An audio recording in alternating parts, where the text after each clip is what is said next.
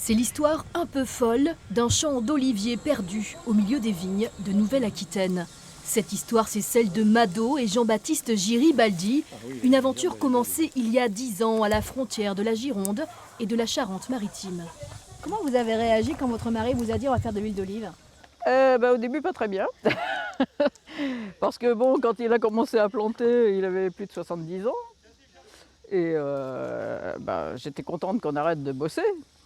Et puis, au début, 200 pour les copains, pour nous, pour les enfants, c'était bien. Mais en planter toujours 200 de plus, au bout d'un moment, j'ai dit arrête, il faut arrêter.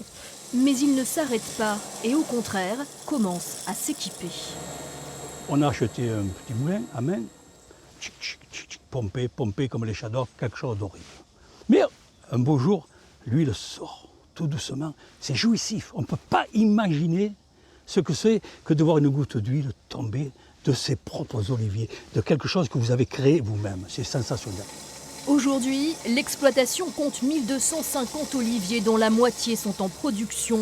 De quoi faire quelques centaines de litres par an, vendus à une dizaine de clients réguliers.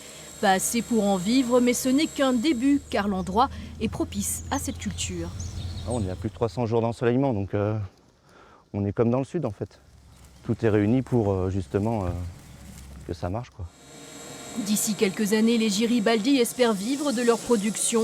En attendant, Jean-Baptiste expérimente et améliore ses cuvées.